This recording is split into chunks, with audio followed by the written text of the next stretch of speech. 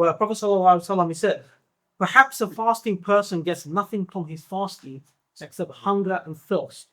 So this hadith of the Prophet ﷺ is indicative of the fact that you could fast and not change anything.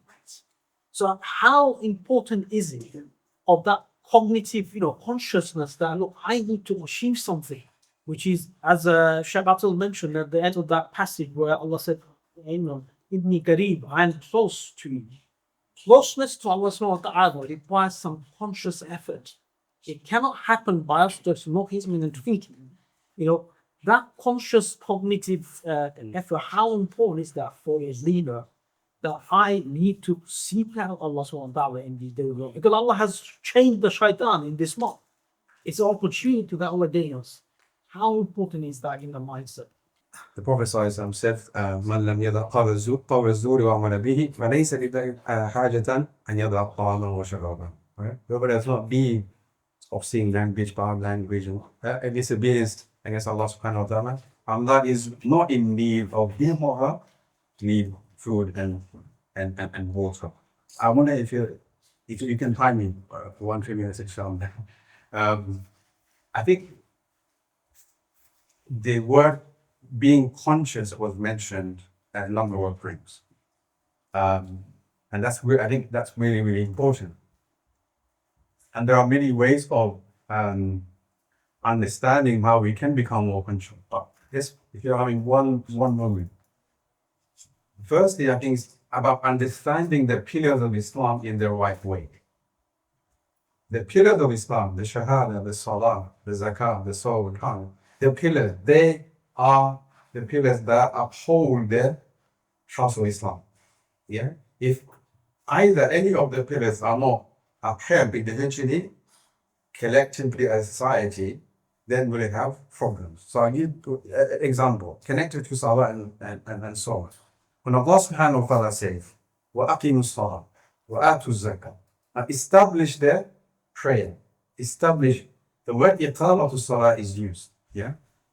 Iqamatu salah is not just the performance of the salah for individual. Yeah? Iqamatu din or iqamatu salah in this particular instance, it's both an individual effort, a collective effort, a societal effort, economic effort, a political effort, and so on and so forth. Iqam of the Salah, for example, this mosque was built.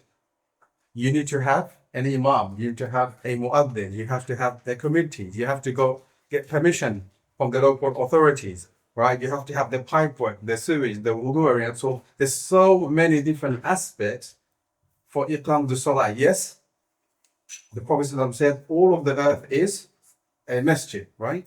But in order to establish the Salah as a pillar that is transformative, right? We have to look at the pillars of Islam, a Salah and Saum, not just a ritualistic or individualistic ibadah to Allah subhanahu wa ta'ala.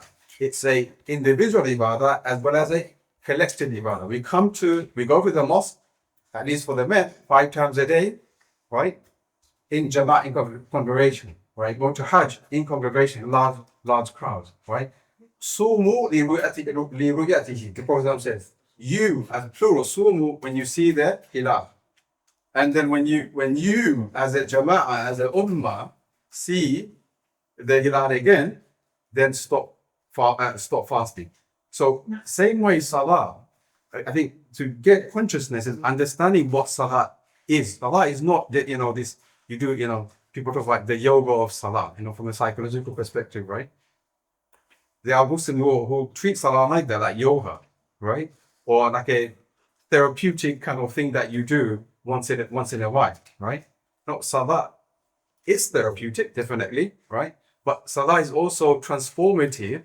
If we understand the meaning of Salah and apply the meanings of Salah properly, it should transform the way we see ourselves, the way we do business, the way we treat each other, the way we do politics, the way we do economics, the way we do, relations, and so on and so forth. And Saum, Ramadan, or fasting is exactly the same thing, right? So, for example, if you go back to the Quran Tafsir and other books, understand the meaning of iqamat as-salah and what the scholars have mentioned, right? It's not just a individual ritual that we perform, which is part of it definitely, because it's farida upon all Muslim, but it's also a collective effort. And that's how we establish deen. Now, many Muslims, we've got 1.2 billion Muslims around the world, isn't it? Is that correct? Roughly, approximately, right? Most don't pray.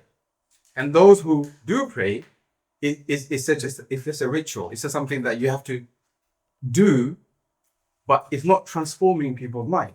Why? Because we're not understanding what the power and the transformative nature of Salah. Number two, the system is not in place to make us understand.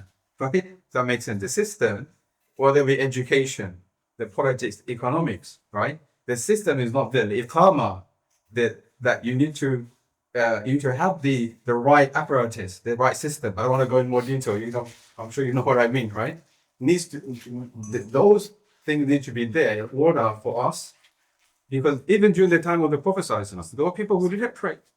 There were people who were drinking alcohol. There were people who were committing zina and so on and so forth. It was not utopia that some people assume, but the system was there to regulate people as the individuals, as collective. So I think, in short, to understand, to be more conscious, is understanding the essence, the maqsad, the purpose of Salah and so on.